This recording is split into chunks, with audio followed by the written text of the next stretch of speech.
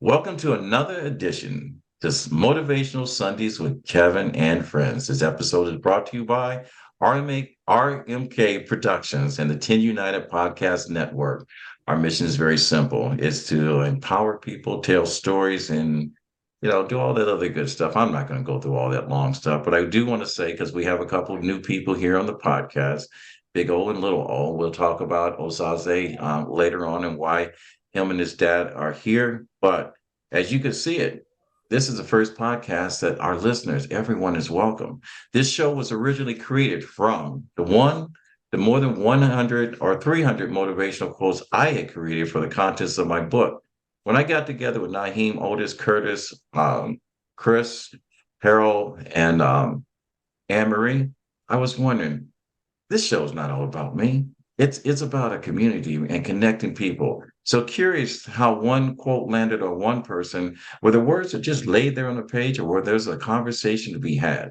So we meet every Sunday at 9 a.m. Eastern Standard Time. You're welcome to join us. So my name is Kevin McLemore. I am your show host. I am joined with the matriarch, Miss Gilda, and her better half. They're not Captain and Tennille. This is what Ashford and Simpson originally looked like. Gilda and James, how you doing? Gilda and Christopher James. And then our voice of the show, Mr. Olu Dispenser. That smooth, sultry voice, whatever he makes it rock. He holds the fort down. And then we have one of our educators here, Miss Anne Marie Maloney. She's brought a special guest, a young man that is standing at the top of his class, about to go to the next level of his life. Big Osaze and Little Osaze. Little Osaze won a contest, and we'll talk about how that's going to be here. He is actually the youngest member that's ever been on Motivational Sundays. And then entrepreneurs. We have two of them. Matter of fact, everyone here is an entrepreneur. What I call a professional risk taker. That's how Black people take ownership of a word. We're professional risk takers. Curtis Battles and Mr. Harold McCoy.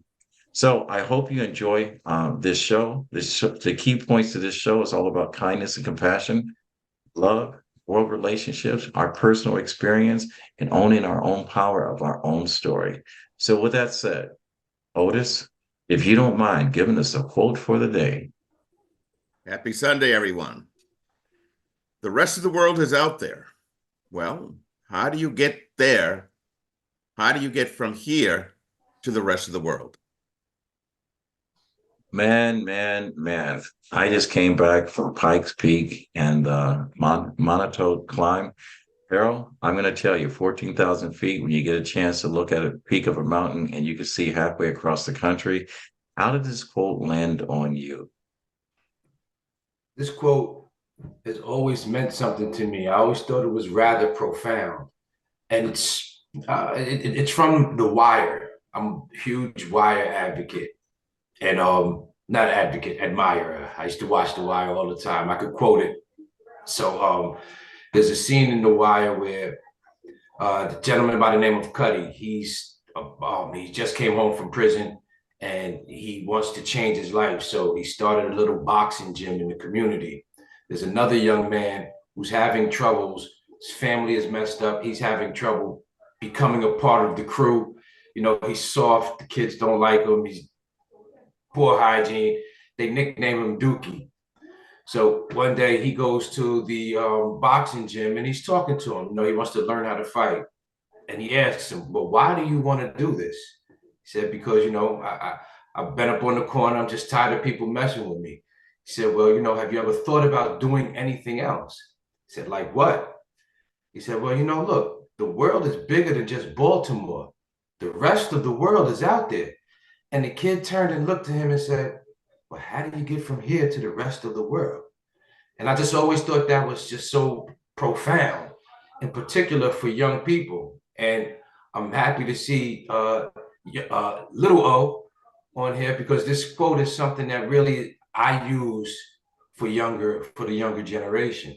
A lot of times they may feel as if they are confined to one corner or one area. There's no hope. They're locked in, don't know what to do. And we as adults, whether we've been around the world or not, we do know that there's the rest of the world is out there. And there are some kids that I know have never left Yonkers, never left New York. And basically what the kid was saying is that, I've never left Baltimore, never had a reason to leave Baltimore. How do I get off of this corner to the rest of the world? And again, the quote just hit me so hard to the extent where, I mean, that show came out in 2002. That's the beginning of that show. And it's been over 20 years, and I still remember that quote. And I'd like that to be something that, I might even put that on a t-shirt. All right. I think it should be on a t-shirt because believe it or not, even in my story, if it had not been for sports and taking me outside of my community, I would not know what the rest of the world looks Yeah. like. And You have to join things. Young yeah, O, you have to join things. You have to be a part of things. And those things that you become a part of will get you to the rest of the world, whether it's college, sports, the chess club, karate tournaments. There are different things that you could become a part of that will expose you to different people, different cultures, different places. So join clubs and organizations and movements. all right. So, little, if you haven't realized, the setup for the theme of this show is probably going to be pouring all into you. So, your cup is going to be filled and overflowing. And for our listeners, I just want to let you know, I want you to stay tuned to the end of this show because little O, Mr. Osaze, hopefully I'm saying it right. He is going to be performing his monologue on how an individual, when he discovered Juneteenth and understanding how he was free at the end of the show, he won an award with it, sponsored by Comcast and a bunch of other stuff. This is going to be an exciting show. And I'll let Anne Marie, when we get to that point, introduce Little O as we'll acknowledge him. And I just want to say, Little O, all right, that's going to be a nickname because your dad has the same name. You share the name. And I will tell you, when you have to carry the burden of the world and you carry your name that's been duplicated multiple times, you carry history with you. You carry a legacy. All right, so don't drop the ball, Little O. All right, your dad set the bar pretty high for you. So, Miss Anne Marie, let's see how this quote lands on you. Yes, good morning, or should I say grand rising, everyone. This quote, in terms of like, how do you get there from here? I think of we as adults are entrusted with a charge to help others to see how to get there from here. Where is there? There means that there's more opportunity outside of the four walls of a classroom. There means there's opportunity outside of the city of your birth or even the country of your birth. There means how do we show one another what is possible? How do we show one another what is possible, where we can go, what we can do outside of someone else's expectations of us? I came up in a time when, uh, women were thought, oh, they're going to grow up and do such and such a job. Or, I work in environments where parents think that doctors and people in medicine is the only career ladder to success. No shade to these professions, no shade at all. But the entrepreneurial spirit is alive and thriving. And maybe that's a possibility for someone. Um, Also, there's the out there that's, as I just described, but there's also an inside. Carter G. Woodson talked about at that time when we were called Negroes, how we will create a box for ourselves, put ourselves in the box and lock ourselves in. So how do you get out the box? You get out the box. Some of us read prolifically.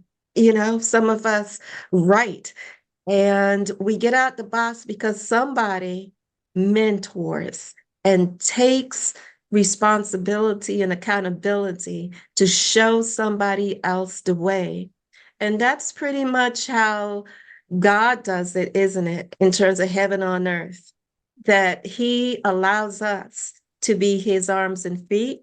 And once we figured out how to get there, it's our duty, our responsibility to go back and bring somebody with us, go bring someone. So then they can make an informed decision about where they want to go on their path. So just in summing up, it's the quote is it's a plea, and thank you, Harold, for that background in terms of where it comes from.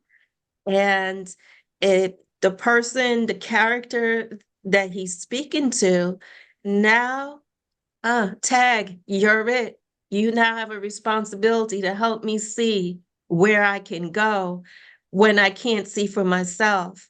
And I would like you to help me until I can stand on my own 2 feet. So that's how the quote hits me.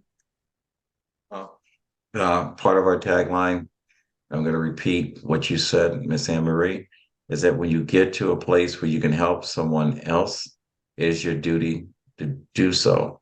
The key part is getting to that place where you can help someone else out. And the only way that you are going to be able to get to that place is you get from where you are to where you need to be. Not where you want to be, is where you need to be. So I'm going to turn this over to Big O, Mr. Osaze Senior. It's going to be your first voice on a national show. Well, probably not your first voice. Your son's already spoken for you. So it's just like the Lion King, when he holds him up, presents him to the world. Okay, you're doing that today, sir. All right. So let me ask you this before we go into the quote. How's it feel to be sharing a national platform with your son? I'm speechless in many ways. Like, I'm honored that he's walking through the doors that have been open for him, and he's doing it in his way, and he's doing it in a way that brings glory to God and honor to our family. So I'm very thankful. Right, and thank you. Now let's return back to the show and the quote. Little O, I want you to think about what your dad says, because a lot of times we don't get a chance to immortalize the conversations our parents are having with us. This is going to be on the internet forever. So no matter what tomorrow may bring, you can always turn back and say, this is, something my dad said to me in the presence of the rest of the world. Just remember that. So Big O, that's what I'm going to call you today. And I just want to say, people that are listening to our show, his name is Osaze. And the reason I'm calling him Big O, because we have 3 people with the name. He is Osaze Senior and Osaze Junior in my neighborhood. As a term of endearment, when you have been welcomed into the neighborhood, you get a nickname. Mm-hmm. All right. So it's not out of a lack of respect. It's called respect. So with this quote, Otis, before he speaks, for our listeners that just tuned in late, will you give us the quote? Certainly. The rest of the world is out there. Well, how do you get from here to the rest of the world? An original quote from a Netflix show called The Wire, a television show. I think it was on HBO. And so, Big O, how's that quote land on you? Yeah, it lands on me that we have to take the opportunities that are there. And then if we don't see them, sometimes we have to create them. And it's especially helpful that Harold gave us the background, because Cuddy was one of my favorite characters actually on the show. And so when you try to create a way out, create a way, because if you don't see one, you have to create one. It's important that you have some kind of mentor that'll give you guiding lines and guiding posts so that you can do it in a way that is fruitful or a way that works. If you don't have someone that's a mentor that can guide you, you can get into all kinds of problems trying to create that way forward. So Cuddy was a good character in the sense that he was trying to, based on his experiences, trying to steer people to a better way forward, a better way to reach the world. And so it hits me that you have to look for the opportunities, and then you have to create them if you don't see them. And I've been fortunate to go outside of the country And when I watch young men in impoverished countries trying to make a way forward, it amazes me their ingenuity. They'll find a tire and figure out a way to create a transportation service. They'll get a wheelbarrow and find out a way to be a wheelbarrower, you know? So there's no excuse for us to not try to figure this thing out when we actually put our mind to it. It amazes me on what people will do in other countries when they're hungry versus what people will do in this country when they're hungry. They just put out their hand. All right. In other words, they put something in your hand in order to show you how it got there. So with that, I'm going to turn this over to our matriarch, Miss Gilda. And she's a person of sometimes many words and sometimes very few words. With this quote, with the world that is out there, well, how do you go from here to the rest of the world, though? Miss Gilda. Good morning, everyone. Well, just like Kevin said, I'm a woman of small words. How it affected on me is basically it's a footnote to your future. You know, like education and finance, and what all Anne Marie said that was very helpful because there was a lot of good stuff that was needed to be said. But like I said, it's just a footnote for your future. All the things you got to do. All the things that you got to do to get there. That's how it hit on me. All right, and thank you for sharing it because it lands on each and every last one of us a little differently. I'm going to turn this over to someone that I admire. He is a tall Texan. He is also a person that has served this country, even though sometimes the country has not always served him. And the one thing that I knew growing up, my father would not have seen the rest of the world if it wasn't for his military commitment and service, which got, when you look at the 13 of us, we've been all over the United States, at least by birth. But, it does change you when you go outside of the neighborhood and you see how other people are living and how other people are thriving.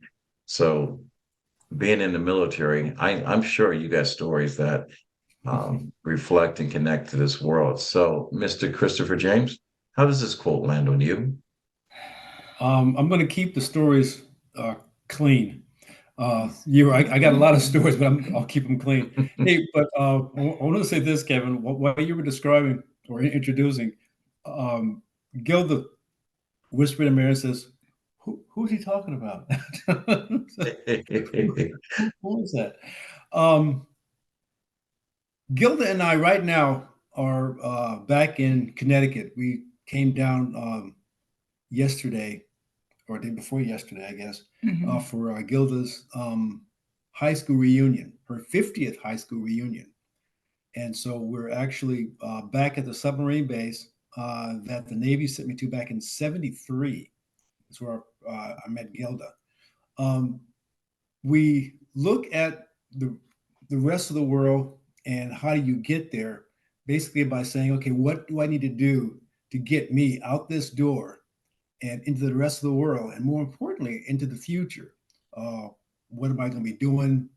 Let's just say 50 years from now. All right, Gilda and I, besides taking a very close look at what we're going to be doing in the future, taking care of both our finances, our daughter's education, basically setting things in place, which is the way I more or less interpret how you get there from here. But an interesting thing, and it's always, I found this always useful in any traveling, any real work or anything that's basically based on planning and execution. It's always good to be able to see, I guess, benchmarks or road marks or some type of indication of your progression. Am I really doing what I want to do? Am I really getting to where I want to go? You can sit there with photos and look back. Okay, I remember back way back then I looked like that, or way back then that was the hairstyle that was current for the day. But when Gilda and I came down to Connecticut after 50 years for graduation, we walked the submarine base. We walked the military base that I was first introduced to back in 1973. And just looking at the changes that were done at that base, and then comparing them to all the changes that I've made to my to ourselves in those 50 years, that was the real, I guess, benchmark or key, or if nothing else, reference as to, yeah, there is another world out there, and yeah, I do want to go through this door and experience that. But look what I've done. Looking back, look at what we've done. Look at where we've gone. We were speaking to some of the other graduates from Gillett High School, and we were saying, yeah, we were in Italy, in the 70s, throughout the late 70s. We were in Hawaii through the 80s, or portion of the 80s. It's not always where you go; it's what you do to yourself to get there. My younger brother is still in Bakersfield, California. We were raised there, on almost 65 years ago. He's still there. Yet every year he and his wife travel the world, okay, and then goes back to Bakersfield. So we often compare, well, you haven't gone anywhere because you're still in the same place you were when we were kids. If that person develops themselves, and that person creates within himself the the person that can not only experience but understand what the rest of the world has to offer, and then place the rest of the world in a nice little, easily visitable box where you can go visit someplace like I can't count the number of times that Pat's gone to Hawaii, or Pat's gone to let's see, Pat, my younger brother, actually took his wife to on a holy city tour in the Middle East. I still haven't done that yet. But the whole the idea of actual physical travel, that's great. But mental preparedness, future thinking or forward thinking is more important, I think, than actual physical travel. Yes, I've actually traveled the entire world, but I give props to my little brother who has stayed in Bakersfield for 65 years, 68 years, and has the world in a place where he can go visit whenever he wants. He has an ability to sit there and talk about areas that I still haven't seen yet. That's what I think of when I say the world's out there. How do I get there? Prepare myself, educate myself, make plans, think futuristically, and then as the opportunity arises, live it. That's the whole gift. That's the whole secret. Living life, man. I mean, like, I heard one more quote: "Make every day a great day. The day is too great a gift to be treated any other way." Yes. That is a great quote. As you talked about your experience with your brother, it reminds me of a time when we looked up more than we looked down. I don't know if you guys remember. If you travel nowadays, you can't walk past one person. Find me five people that are approaching you as you're walking, and their hands extended and their face is looking down. They walk right by you. You can say hello, good morning, whatever. They don't even realize that you're there. Remember what it's like when you're a kid, you go out in the grass and you look up into the clouds and you start to see shapes and figures and whatever. Even though you physically could not travel and whatever, your imagination took you to places. And like Anne Marie said, if you can't go to places physically, then mentally you can travel through the pages of a book. If you're not well read, there's a magazine with pictures all over and whatever. Remember the National Geographic magazines or whatever that taught you and you saw people different and you learned, your mind is its own time machine. So until you get to the place that you can be part of the United Airlines and travel from one place and get frequent flyer miles, Hitch your train to the Boeing 757 in the back of your mind and travel and expand. And if you can't get on the plane, then sit on the tarmac of the older people that have traveled and experience through them, through their conversation, and repeat those conversation of the places you would go. And that's a Dr. Seuss book, all the places you would go. So with that lead in, Mr. Curtis Battles, hopefully I set that up for you. You know, this is our other professional risk taker. For those of you that are tuning in and watching on RMK Productions and Network on our YouTube page, the voice of our show and Mr. Battles, they resemble each other a little bit. This is what happens when you do 23 and me. Look what shows up. Curtis and Otis. How you Grand doing, Mr. Rising, Battles? everybody. Grand Rising. Great to see you all once again. I am so happy to be here and piggyback on all the great comments that have already come across about the world of travel and expanding your horizons and being able to go out and see the world that's further than looking at your back door. I will add a couple things to that and how the quote hit me. So my dad was a early corporate executive and literally traveled the world. He went to the Far East. He went down to, he made it to South America, to Europe. And so I always had a bent because he'd come back and bring some item that would be of the local culture. I remember him when he went to China, brought back what they call a chop chop, which was your mark that you used to sign contracts back then. So it was a little ink pad and all, and it would always entice me and I'd want to find out more about it. So some of that finding out more, big O and little O, because I'm also a junior, so I know what it's like to be the one under the name, is what do I learn from that? So some of it is I couldn't go to those places back then, but I've made my best effort to go to a lot of those places now since I've become more mature. We try to think of it not as older. And one of the pieces I've always found that was the most significant was the people I met along the way at those places. Where you are in a little village or you are on the busy street, you're taking in what is going on in Paris and eating in little brasseries or coffee shops, or you're in the Caribbean and you're meeting people who are not at the resort but are out selling jerk chicken on the side of the road or in the marketplace. It's those experiences that really shape you and change you. So when you say, how do I get out to the world? That part of getting out to the world, that can happen down the street, that can happen across the country, that can happen across the world.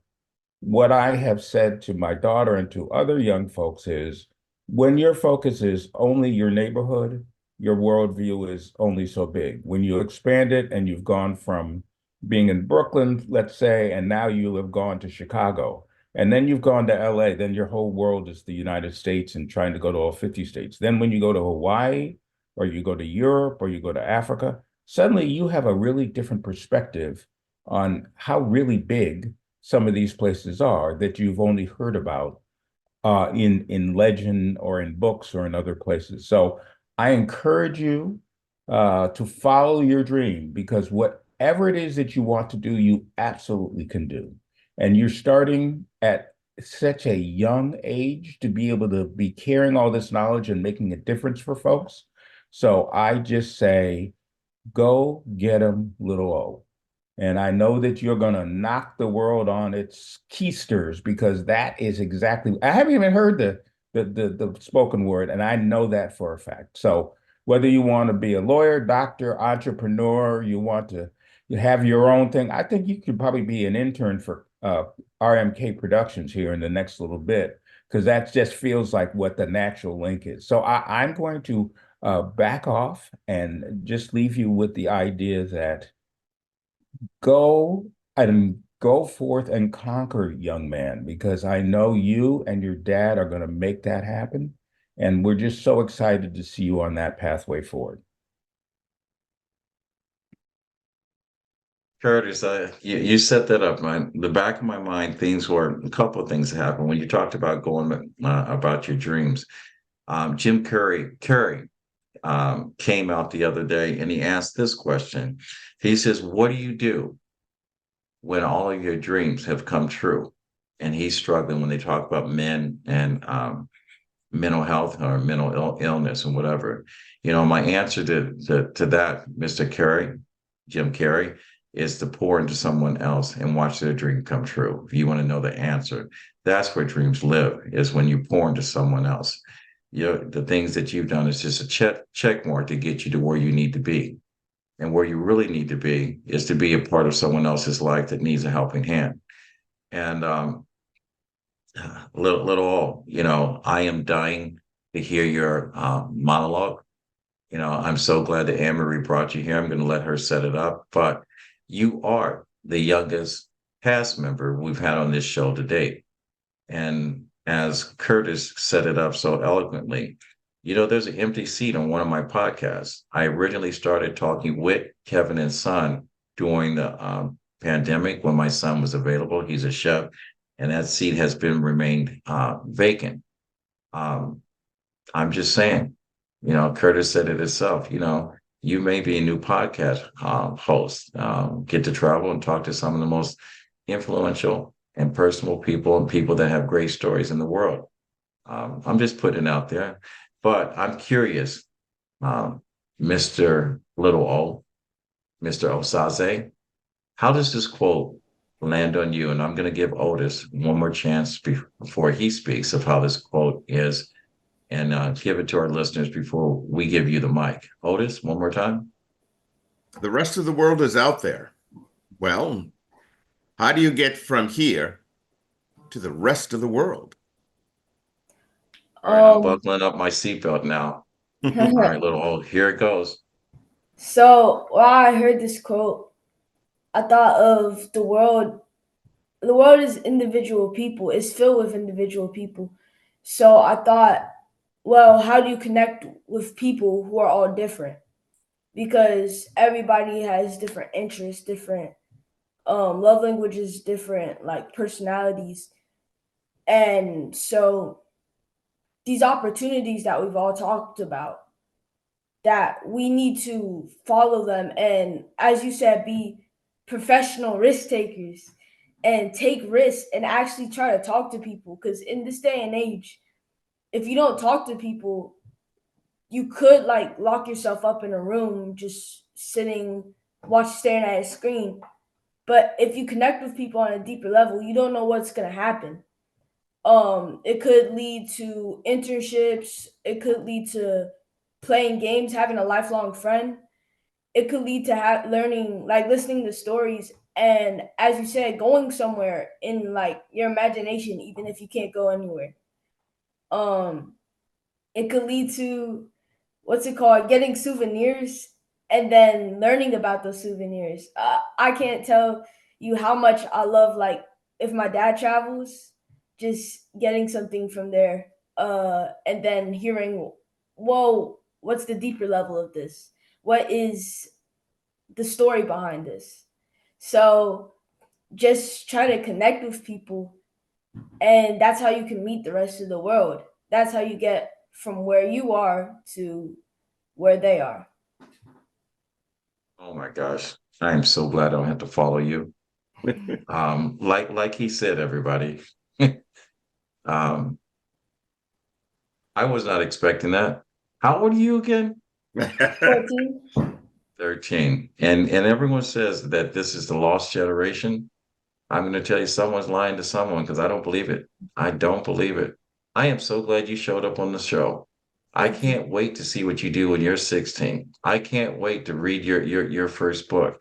I can't wait to see where all the places you would go, because I know our responsibility is we got to get the world ready for you, because I don't think the world's ready for you all. I don't think the world's ready for you. And so with that said, I'm going to let myself off the hook and pass it over to the voice of the show. You got to follow that act. Oh, do I? Well, let's take it even sooner. The day you were born, you got there to see the rest of the world. Then as you get older, you're going out to school. You're seeing another part of the world. You get a job. You're interacting with more people. You go to parties, you go to concerts. While you're in school, they have field trips. Here in Massachusetts, we go see Plymouth Plantation. You're going back in time to learn how things were before even we were born. While I was in school, I was lucky enough, I had to travel off to France for one of these spring vacations. That's my first time seeing another part of the world, or being in concert choir, going to different states, doing different concerts, getting involved in theater, going to school in upstate New York, Ithaca, seeing people from that state. As I'm involved in theater, I ran off to Virginia for 2 summers to do summer theater, seeing major stars, working with them. Also running off to Colorado myself, doing summer theater there. Also doing summer theater in Ohio, getting around. But yet, even in your own town, things are constantly changing. I don't go into Boston that often. It's a whole new world. It's a whole new city. So keep an open mind, and you'll see and go many places, as everyone else has said. And that covers the tagline to how do you get to the rest of the world? You keep an open mind. It's amazing. I guess it's my turn. There was so many wonderful interpretations of this quote. You know, the rest of the world is out there, guys. Well, how do you get from the rest of the world, though, from The Wire? A good friend of mine, Monique Wells, she has a foundation, Wells Foundation. She has just put together a program that she's trying to take young men of color, young Black men, off the streets and take guns and every other negative thing out of their hands and get them a chance to see the world. The one thing about when you go outside of your current environment, it changes you. It allows you to see what other people can't see when they're confined in a place. That's the reason why you don't hear many success stories of people coming out of prison. And I will say we've got to stop incarcerating men and women of color at such a rapid rate for crimes that they could be rehabilitated to and exposed to other opportunities. All we need is hope. And that's the reason why my one word is helping other people every single day. When you look at and you hear the conversations that we've had today, it should make you think. You know, when you look at the fact that this is a 99.9% Black cast on here, you know, and you listen to the conversation, you have to remember what my grandfather said. Education is not designed to make you comfortable. It's designed to do what? Make you think. This whole conversation we had here, we joined in with what our future is. You look at any change that has ever happened, and we're going through a horrendous change right now.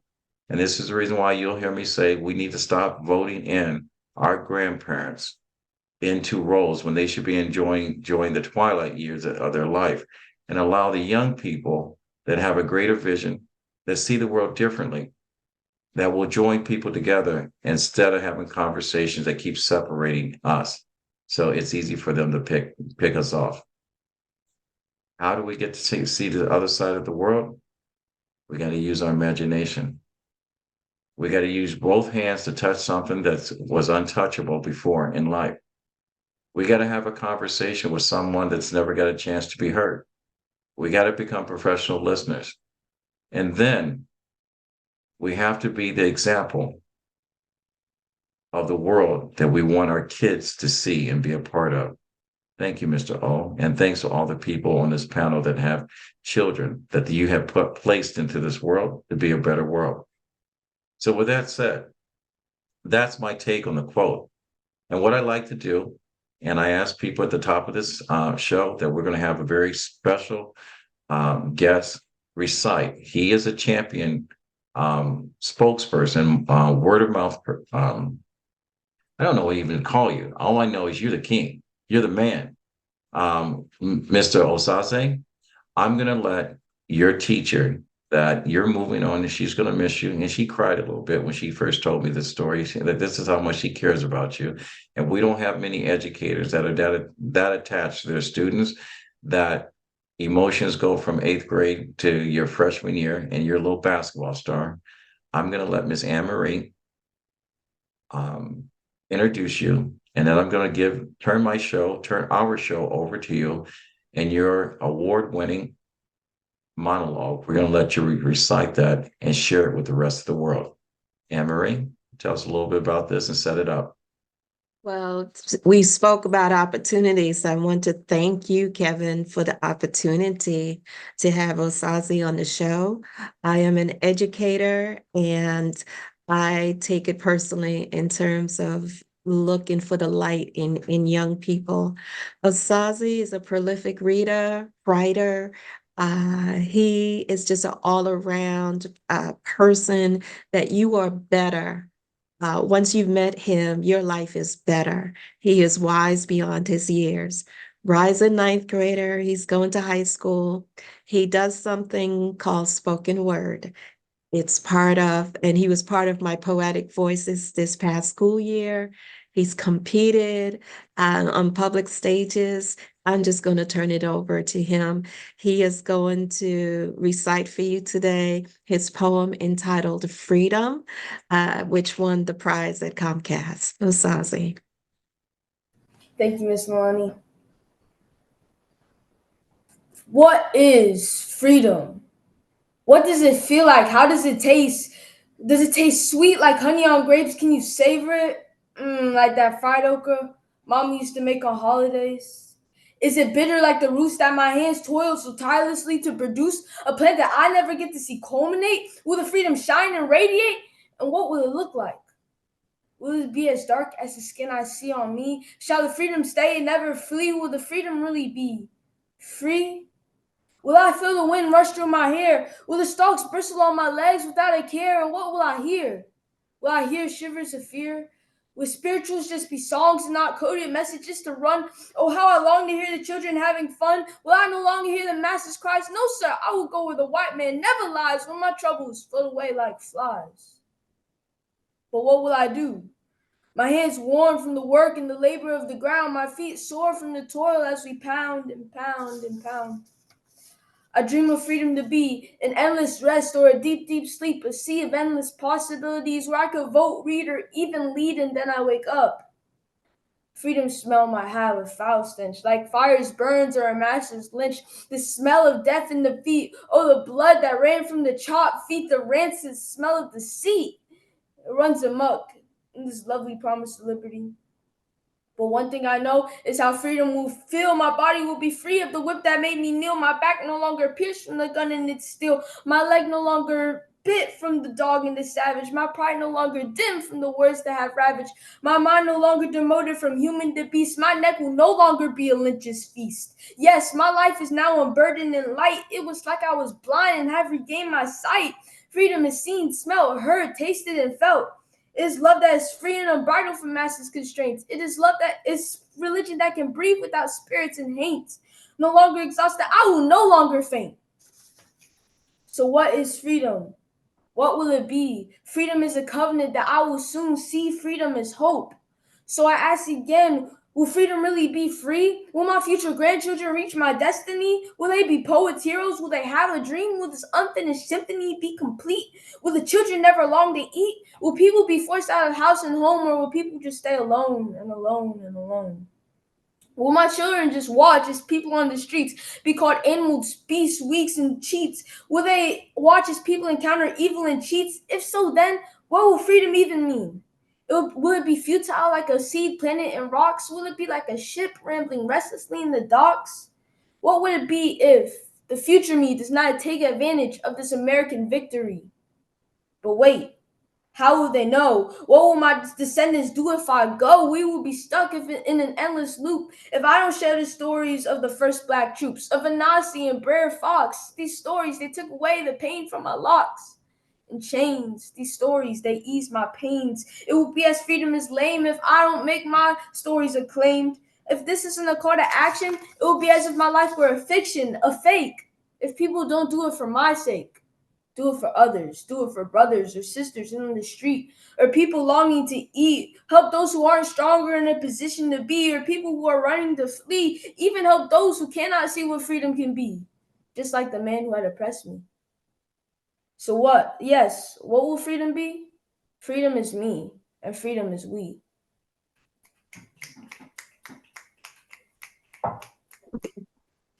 And with that said, I want to thank everyone for being a part of this very special edition of Motivational Sundays with Kevin and Friends.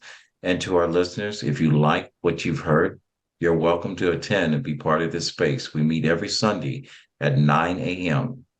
Please, if you like what you heard, go to our YouTube page at RMK Production and Network, and you can follow us or you can share. If you'd like to join the group, go to www.org rmkproductions.org, fill in the information, and we will give you the link to this. I want to thank all of our guests and my co-hosts, Big O, Little O, Ozaya. Did I say it right? Hopefully I said it right. Yes. I just want to thank both of the Murrays for coming on the show, and thank you for giving such a powerful interpretation of the conversation of freedom. And Miss Anne Marie, I cannot let this show end without thanking you as an educator for pouring in to such a young, dynamic young man. And I want to thank Comcast for supporting this program, because businesses need to give to the communities that service their businesses. And we appreciate Comcast for doing that. And, I can't wait to introduce you to Naheem, because he has a program in Boston called the Huntington Theater, and that they give cash money if you win that one. Just want to tell you that. Cash money. 16-year-old girl, this is a secret, has $6,000, okay, for winning that. All right, flew her to New York. She got a chance to hang out with stars and everything else, and put her up in a hotel in Harlem at the Apollo. I'm telling you, at the Apollo. We were all there. Wow. All right. I am so impressed. My last book is I Got to Get the World Ready for You. We, on this program today, sharing your love, your gift, because you are that. And never, ever let anyone tell you anything else, that you are a gift. Yes. Go out there and let the world see your gift. Let them hear your voice, and let your actions support your gift. And then when you're on your way up, you find someone worthy of your time, your space, and you bring them along with you. But remember this: don't ever carry someone on your dream that's dragging their feet on theirs. And with that said, my grandfather always said, when you get to a place in life to help someone else out, it is your duty to do so. He said, reach one, which we did. Your next lesson is to teach one. And with that said, we'll fade to black. Thank you, ladies and gentlemen, for attending.